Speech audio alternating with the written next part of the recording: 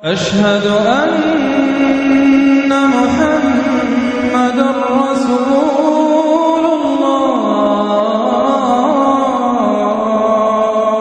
آل محمد کی محبت میں دنیا سے گیا، وہ سادہ نہیں گیا، وہ تو شہادت کی موت مرا ہے، تو شہید ہو کے دنیا سے گیا۔ اہل بیت کا اسوہ نور ان کی محبت ضروریات میں سے ہے۔ رسول کریم علیہ السلام نے فرمایا، جامع ترمذی میں موجود ہے، فرمایا میں جا رہا ہوں پر تمہیں دو بڑی بھاری بڑی وزنی چیزیں دے کے جا رہا ہوں۔ صحیح ستہ کی روایت، دو وزنی چیزیں تمہارے بیچ چھوڑ کے جا رہا ہوں، اگر ان کو تھام کے رہو گے تو کبھی گمراہی تمہارے پاس نہیں آئے گی۔ یا رسول اللہ وہ کون کون سی؟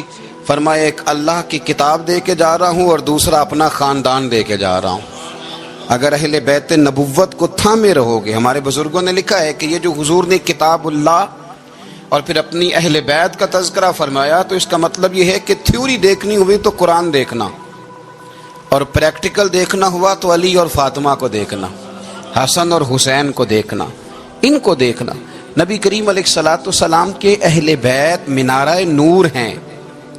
ان کی محبت، ان کا پیار کیوں بھلا؟ اس لیے کہ یہ وہ خوبصورت لوگ ہیں جن کو خود میرے نبی پاک نے تراشا ہے۔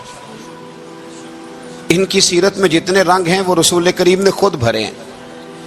ان کی ایک ایک بات کا خیال نبی پاک نے رکھا ہے۔ حضور نے از خود انہیں اپنی صحبت عطا کی ہے۔ زیادہ دور نہیں تھا سیدہ فاطمہ کا گھر، مسجد نبوی کے ساتھ تھا۔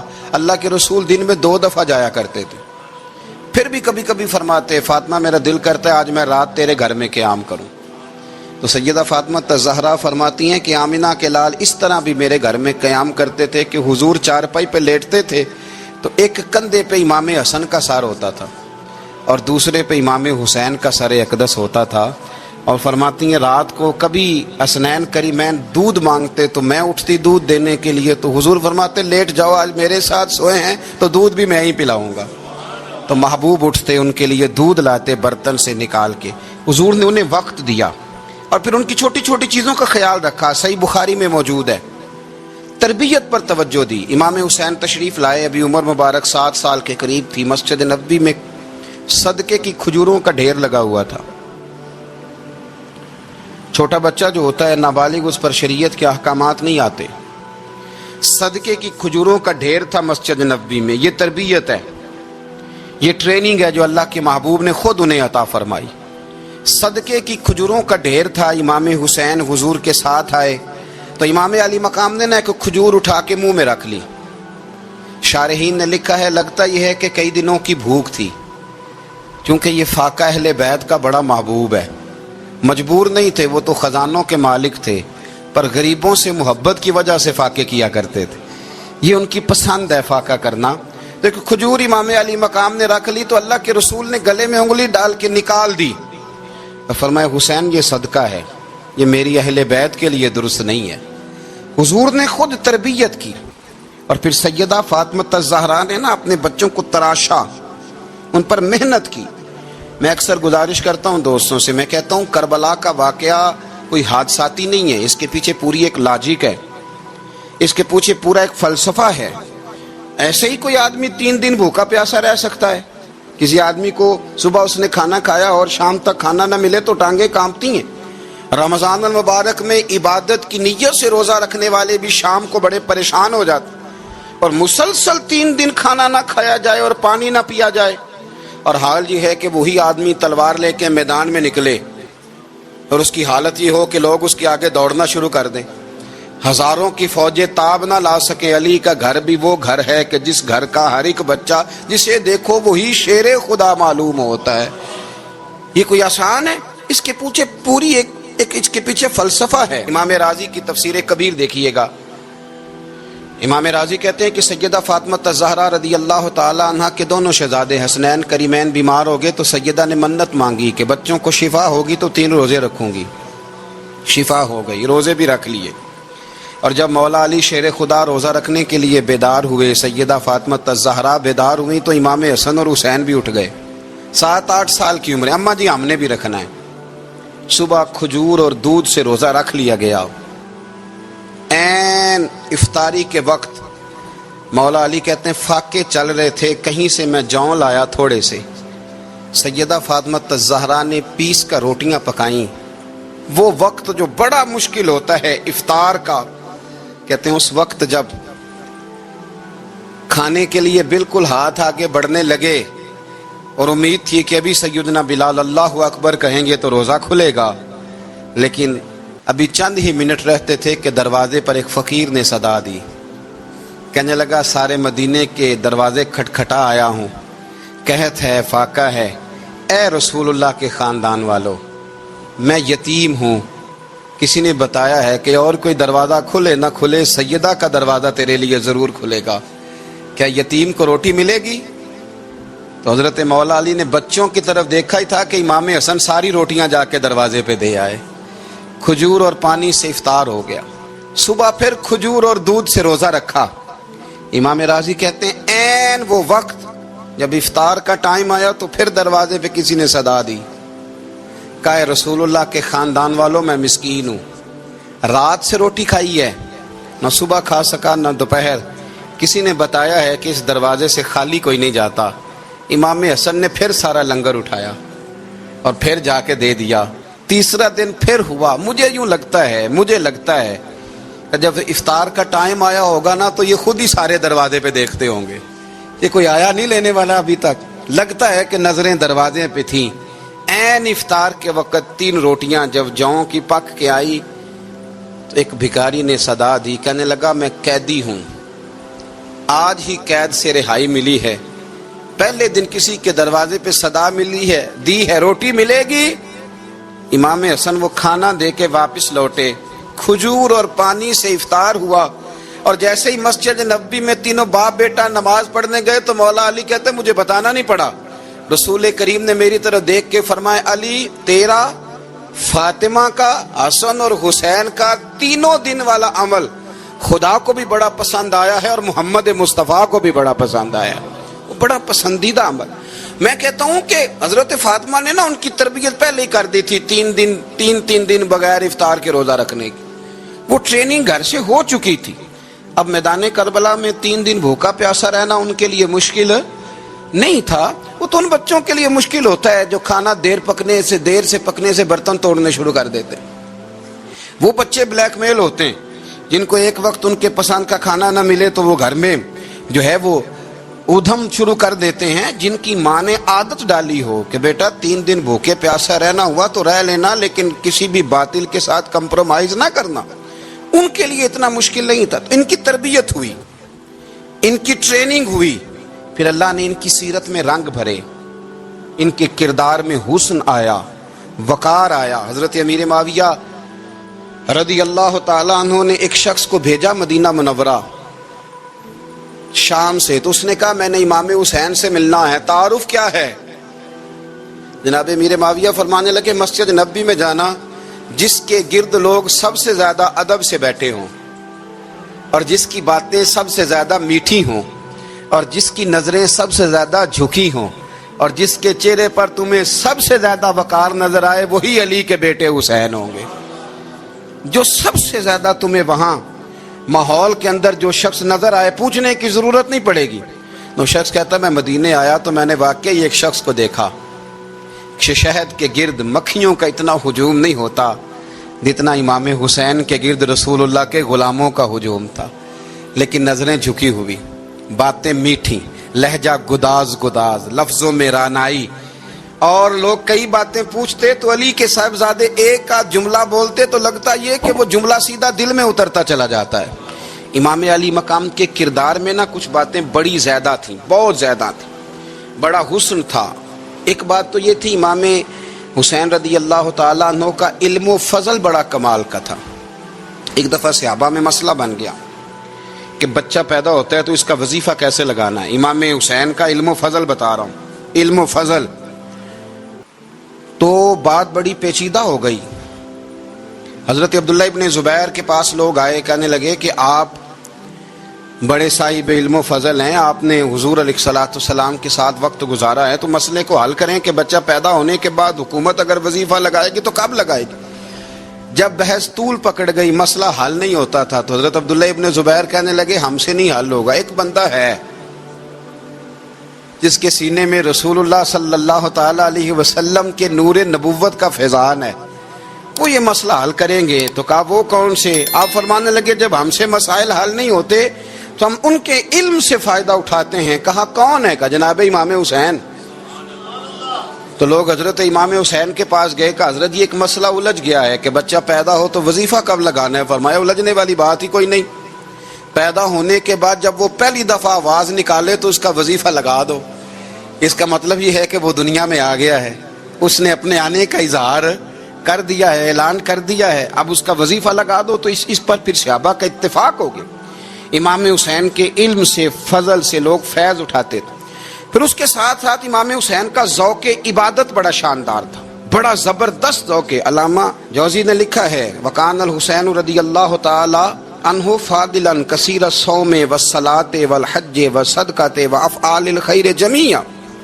آپ فرماتے ہیں کہ امام حسین زیادہ نمازیں پڑھنے والے تھے، کثرت سے سجدے کرنے والے، کثرت سے روزے رکھنے والے، زیادہ حج کرنے والے، اور امام حسین صدقہ دینے والے اور نیکی کے کاموں میں شدت کرنے والے تھے۔ امام حسین کا جو ذوق عبادت تھا وہ اتنا شاندار تھا کہ آپ فرض نماز کے علاوہ روزانہ 100 رکعت نماز نفل ادا فرمایا کرتے۔ اور امام حسین فرماتے زندگی میں کبھی ایسا نہیں ہوا کہ 3 دن گزر گئے اور حسین کا قرآن پاک ختم نہ ہوا ہو۔ 25 حج کیے امام حسین نے مدینہ منورہ سے مکہ مکرمہ پیدل جا کے، 25 حج۔ اب تو نسبت والے لوگوں کو عبادت کی ضرورت نہیں نا، اللہ ماشاءاللہ کہتے ہیں نسبت بڑی ہے۔ بھئی جن کی نسبت اتنی خاص تھی کہ حضور نے فرمایا یہ فاطمہ کے نہیں میرے بیٹے ہیں، ان کا تو حال یہ ہے کہ فرض کے علاوہ 100 نفل، 3 دن سے پہلے ختم قرآن پاک، 25 حج فرمائے، تو کس نسبت کی بات کرتا ہے؟ یہ نسبتیں تو ہیں جو انسان کو عبادت کے قریب کرتی ہیں۔ لوگوں نے معیار ہی بدل دیا ہے۔ حضرت سیدنا امام حسین کی شہادت کے بعد حضرت عبداللہ ابن زبیر رضی اللہ تعالیٰ عنہ نے قاتلان حسین سے خطاب کیا اور فرمانے لگے اللہ کی قسم تم نے اس شخص کو شہید کیا ہے جو راتوں کو لمبے لمبے قیام کرتا تھا، اور تم نے اس شخص کو شہید کیا ہے جس سے میں دن میں جب بھی ملتا تھا تو وہ روزے سے ہوتا تھا۔ تم نے اس شخص کو شہید کیا جو قائم اللیل تھا، صائم الدہر تھا، اس شخص کو تم نے شہید کیا۔ آپ کو پتہ ہے کہ میدان کربلا میں جب 9 محرم کو ابن سعد نے امام حسین سے کہا کہ جنگ کرو اگر یزید کی بیعت نہیں کرنی، تو امام حسین نے فرمایا 1 رات کی مہلت دے دو، 1 رات کی مہلت دے دو۔ حضرت امام زین العابدین کہتے ہیں میں نے اپنے والد گرامی سے عرض کی کہ ابا جی آپ جہاد سے دور جانے والے تو ہیں نہیں، آپ تو جہاد سے پیار کرنے والے، اور یہ بھی پتہ ہے مجھے کہ یہ جنگ اب ہو کے رہے گی، تو 1 رات کی مہلت لینے کا معنی کیا ہے؟ بھئی کل بھی لڑنا ہے اور رات بھی لڑنا ہے، تو ابا جی 1 رات کی مہلت۔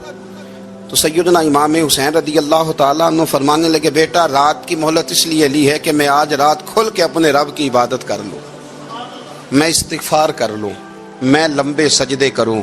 اور کہا زین العابدین تو جانتا ہے نا کہ مجھے نماز سے، تلاوت سے، دعا سے اور استغفار سے بڑا پیار ہے۔ نماز سے مجھے پیار ہے، دعا سے مجھے پیار ہے، استغفار سے مجھے پیار ہے۔ فرمایا بیٹا میں نے اس لیے نہیں کہ میں چاہتا ہوں 1 رات اور دنیا میں رہوں۔ تو امام زین العابدین فرماتے ہیں امام علی مقام نے سجدے پہلے بھی بڑے کیے، پر 9-10 کی درمیانی رات جو ان کے سجدے تھے وہ میں نے کبھی نہیں دیکھے۔ فرماتے ہیں تیمم کے ساتھ وہ رات کی جو عبادتوں کا رنگ تھا وہ میں نے کبھی نہیں دیکھا۔ امام علی مقام کا عبادت کا ذوق تھا، شوق تھا، لذت تھی۔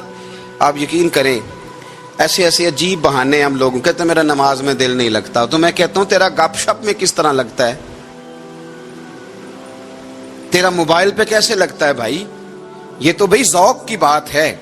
امام حسین کہتے ہیں مجھے قرآن پاک سے پیار ہے، مجھے تلاوت سے پیار ہے، مجھے دعا سے پیار ہے، مجھے استغفار سے پیار۔ بھائی جس کو جس چیز سے پیار ہوگا دل لگ جائے گا۔ ہم نے کبھی پیار کیا ہی نہیں اس سے، جن چیزوں سے پیار ہے وہاں دل لگ جاتا ہے۔ یہ ایک بہانہ ہے، ورنہ کثرت سے عبادت کرنا، ذوق پیدا کرنا، یہ تو اہل اللہ کا طریقہ ہے۔ والذین یبیتون لربہم سجدا وقیاما، رب کے بندوں کی علامت یہ ہے کہ وہ راتیں سجدے اور قیام میں گزار دیتے ہیں. تو امام حسین کی سیرت کا کمال ہے کہ ذوق عبادت رکھتے تھے. دوسری بات جو امام علی مقام کی سیرت میں بڑی شاندار ہے وہ یہ ہے کہ سخی بڑے تھے. ایک قول سنانا ہے آپ کو امام حسین کا، اور خواہش میری یہ ہے کہ میرے حاضرین اور ناظرین اس قول کو رٹا لگا کے یاد کریں، اس قول کو انشاءاللہ. یہ قول جو امام حسین کا ہے نا جی، یہ جس دن مجھے ملا تھا نا تو میں نے بھی رٹا لگا کے یاد کیا تھا، اور میرے پاس جتنی ڈائریاں ہیں شاید میں نے سب میں لکھا ہے.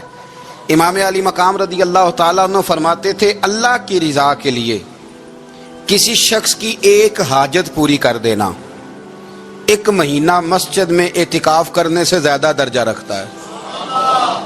ایک بندے کی ایک حاجت پوری کر دینا 1 مہینہ پورا مسجد میں اعتکاف کرنے سے زیادہ درجہ رکھتا ہے. خدا کے بندے تو ہیں ہزاروں اور بنوں میں پھرتے ہیں مارے مارے، میں اس کا بندہ بنوں گا جس کو خدا کے بندوں سے پیار ہوگا. کسی بندے کی ایک حاجت پوری کرنا 1 مہینہ اعتکاف میں بیٹھنے سے زیادہ افضل ہے. اسی لیے تو میرے حبیب کریم علیہ السلام نے فرمایا تو رب کے بندوں کی حاجتیں پوری کرنے میں لگ جا، رب تیری حاجتیں پوری فرما دے گا. تو امام علی مقام فرماتے تھے ایک حاجت کسی کی پوری کرو. حضرت جناب سیدہ زینب بنت ابی رافع کہتی ہیں کہ سیدہ فاطمہ الزہرا نا ایک دن اپنے دونوں شہزادوں کو لے کے، جب حضور کی طبیعت مبارک بظاہر علیل تھی جس میں حضور کا وصال ہوا، دونوں شہزادے لے کے سیدہ فاطمہ نبی کریم کی بارگاہ میں گئی. کہنے لگی یا رسول اللہ میرے بچوں کو کچھ دیجئے.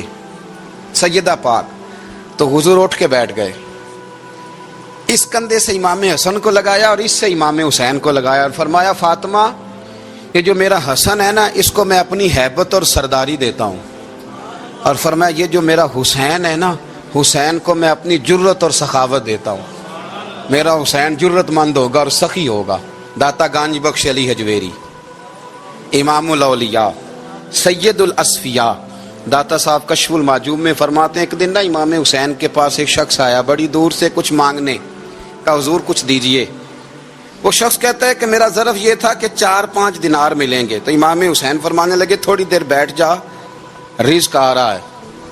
تو امام حسین کو حکومت وقت کی طرف سے نا 5 تھیلیاں ملی جس میں ایک تھیلی میں 500 اشرفیاں تھیں. 5 تھیلیاں آئیں لیکن اس کو آنے میں نا ذرا دیر ہو گئی.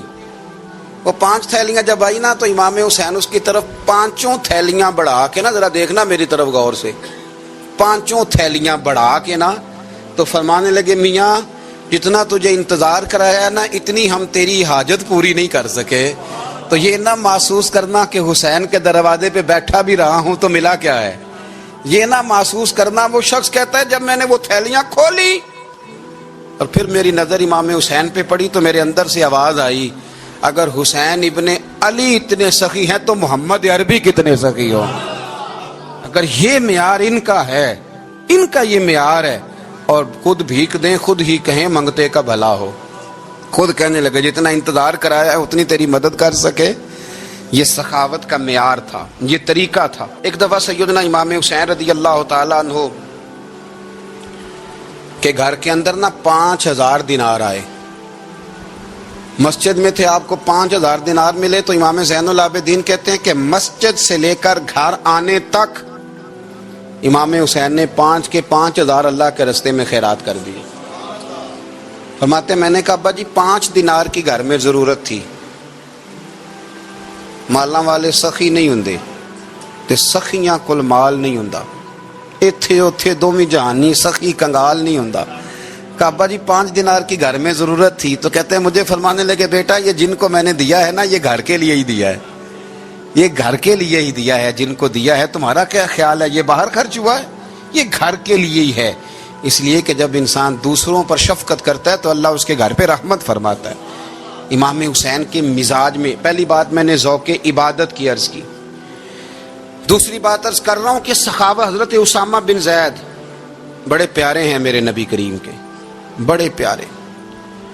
حضرت اسامہ بن زید کے بارے میں سیدہ عائشہ صدیقہ فرماتی ہیں ان کے ناک سے اگر رینٹھ نکلتی تھی تو اللہ کے رسول اپنے دست مبارک سے صاف کر دیتے تھے. اور سرکار فرماتے تھے کہ اگر اسامہ لڑکی ہوتا نا، ان کے غلام کے بیٹے تھے حضرت زید بن عامر، اگر یہ لڑکی ہوتا میں اسے زیور پہناتا. بڑے پیارے تھے. لیکن جب ان کا آخری وقت آیا نا تو 60,000 دینار کا قرضہ تھا. رشتہ داروں سے کہا، دوستوں سے کہا، یاروں سے کہا، پر قرض ادا نہیں ہو رہا تھا. حضرت اسامہ بن زید کہتے ہیں بڑا پریشان تھا. جب حد ہو گئی نا تو حضرت اسامہ بن زید فرمانے لگے جاؤ کوئی حسین ابن علی کو خبر کرو، ان سے کہو میں نا غلام ہوں آپ کے نانا کا، اور مقروض دنیا سے چلا گیا تو کیا بنے گا. امام حسین کو خبر ملی تو دوڑے آئے. لاجپال اس پیر کو نہیں کہتے جو تگڑا نذرانہ لے کے تو ماتھا چوم لے. لاجپال تو اس کو کہتے ہیں کہ جب ضرورت پڑے تو وہ سر پہ موجود ہو.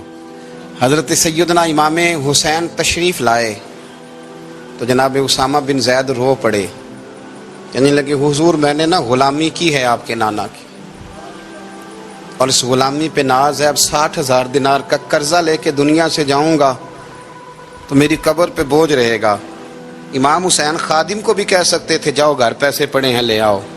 امام حسین خود گئے، چادر اوڑھ کے تو اس کی اوٹ میں بکل میں 60,000 دینار چھپا کے لائے اور جناب اسامہ بن زید کے سامنے رکھ کے کہنے لگے اسامہ یار پیسے رات کو ہی آئے تھے، میں سوچ رہا تھا مجھے تو ضرورت نہیں، اللہ نے کس کا نصیب میرے گھر میں بھیج دیا، مجھے تو حاجت ہی نہیں تھی، اب پتہ چلا پیسے تیرے تھے، اللہ نے حسین کی ڈیوٹی لگائی ہے کہ جا کے دے آ.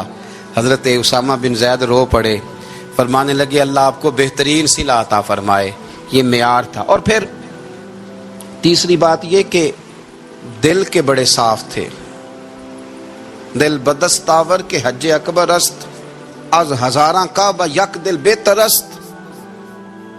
شیخ سعدی کہتے ہیں کہ درویش کہتے ہیں کہ کسی کا دل رکھ لینا نا، دل راضی کر دینا، کعبے کا 1000 بار حج کرنے سے بہتر ہے.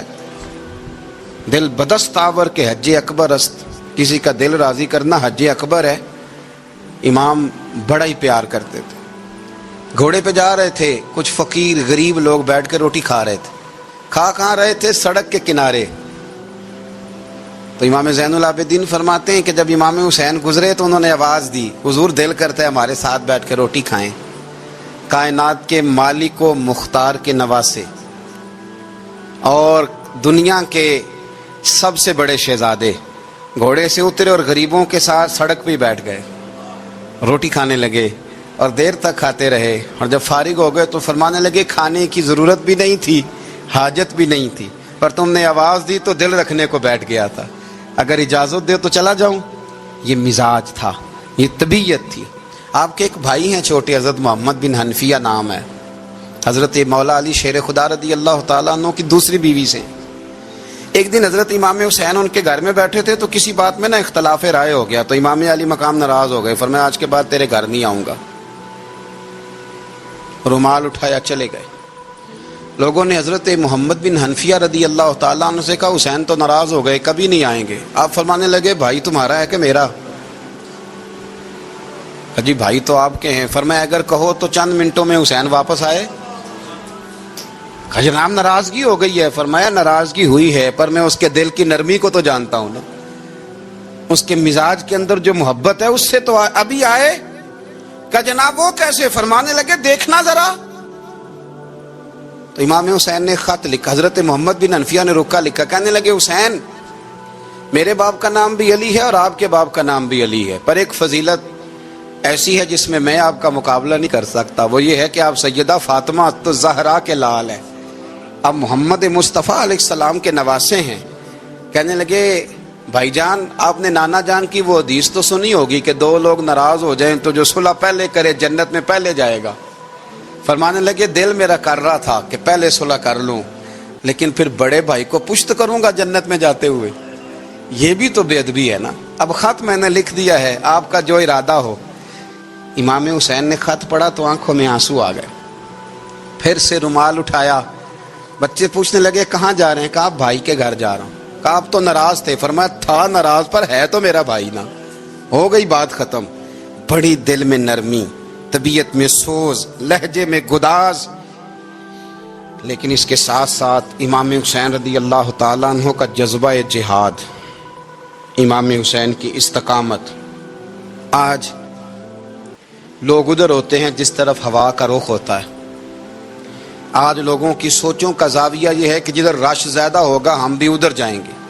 ہم یہ نہیں دیکھتے حق کس طرف ہے، ہم یہ دیکھتے ہیں رش کس طرف ہے. امام حسین رضی اللہ تعالیٰ عنہ نے رش نہیں دیکھا، حق دیکھا. امام حسین رضی اللہ تعالیٰ عنہ استقامت کے وہ پہاڑ ہیں، معمولی آدمی نہیں تھے. فرزق شاعر کہتا ہے کہ میں نے امام حسین سے کہا تھا، میں نے کہا لوگوں کی تلواریں یزید کے ساتھ ہیں پر دل آپ کے ساتھ ہیں، دل آپ کے ساتھ ہیں. امام حسین رضی اللہ تعالیٰ عنہ نے زمانے کے حالات نہیں دیکھے، حق اور سچ دیکھا. جتنی چیزیں انسان کو کمزور کر سکتی ہیں وہ ساری امام حسین پہ طاری کی گئیں. جتنی چیزیں، وطن چھوڑنا کتنا کو مشکل ہوتا ہے. شالا پردیسی کوئی بھی نہ تھی وے تے ککھ جنہ تو پارے.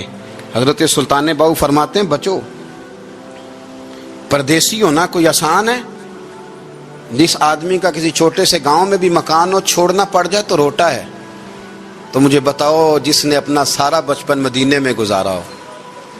آج جو ایک ہفتہ مدینے رہ کے آتے ہیں ان سے واپس نکلنا مشکل ہوتا ہے. لیکن امام حسین حق کا رستہ تھا، وطن کی قربانی دی، اور معمولی وطن نہیں، مدینے جیسا وطن.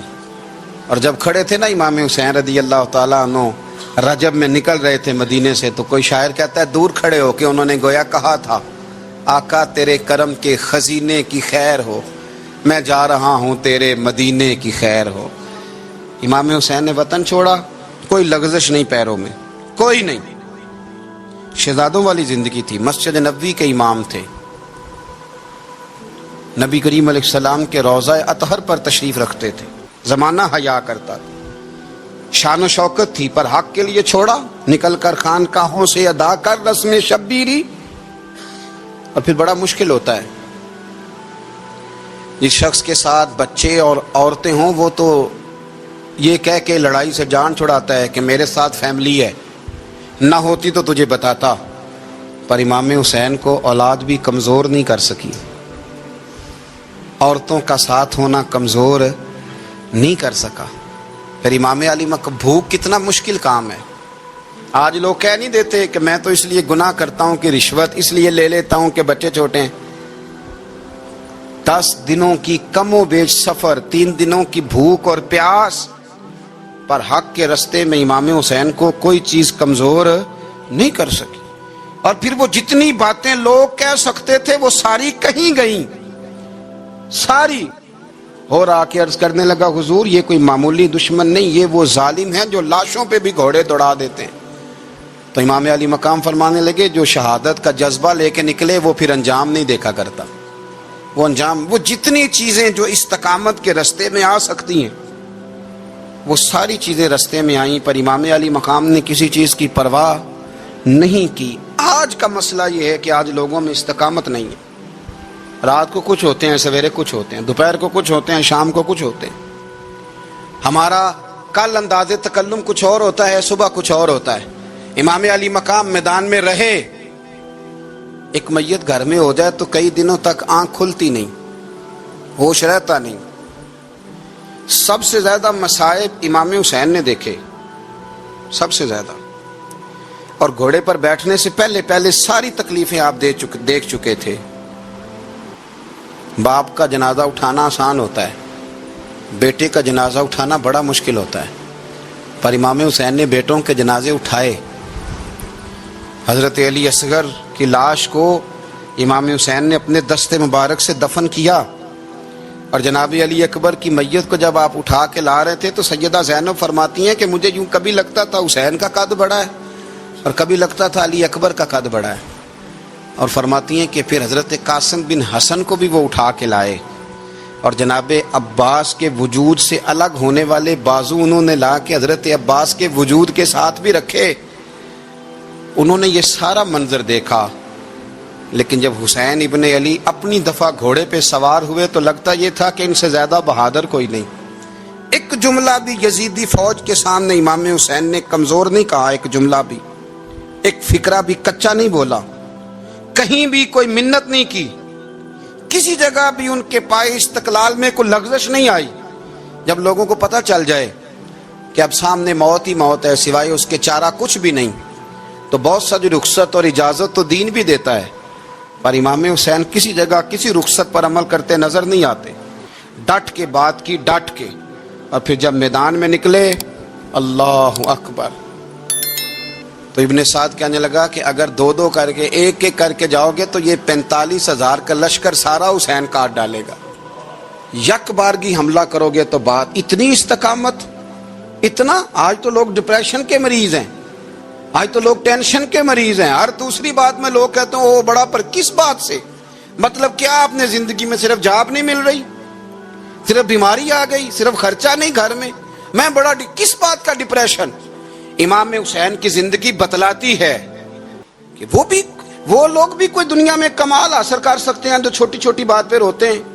مال بھی ہے، جوانی بھی ہے، گھر بھی ہے، مکان بھی ہے، بچے بھی ہیں، عزت بھی ہے، صرف پیسے نہیں۔ اور انسان ہے کہ آنکھیں نہیں کھل رہی، وہ سمجھتا ہے میں کسی کام کا ہی، فقط پیسے نہیں بس۔ او خدا کے بندو، امام علی مقام نے فرمایا سارا کچھ لٹا کے بھی جو میدان میں کھڑا رہے اسے حسین ابن علی کہا جاتا ہے، اسے حسین ابن علی کہا جاتا ہے۔ حسین ابن علی کی شان رفت کوئی کیا جانے، حسن جانے، علی جانے، نبی جانے، خدا جانے، کون جانے امام علی مقام کا معیار۔ تو امام حسین رضی اللہ تعالیٰ عنہ کی زندگی ہمیں بتاتی ہے کہ ذوق والی عبادت کرو۔ امام حسین کی زندگی ہمیں بتاتی ہے کہ جب تم سخاوت کرو تو پھر اپنی حیثیت سے بڑھ کر کرو۔ اور امام حسین کی زندگی ہمیں بتاتی ہے کہ دل میں کسی کے لیے کوئی بات نہ رکھو، صلح کرنے میں پہل کرو، محبتیں کرنے میں آگے بڑھو۔ اور امام حسین کی زندگی ہمیں بتلاتی ہے کہ جب دنیا میں تم نے کچھ کرنا ہے تو پھر ڈٹنا بھی سیکھو، پھر کھڑے ہونا بھی سیکھو۔ یہ نہ دیکھو کہ حالات، امام حسین نے ایک دن بھی حکومت نہیں کی، یزید نے 4.5 سال کی، لیکن قیامت تک دلوں پہ حکومت امام حسین کی رہے گی۔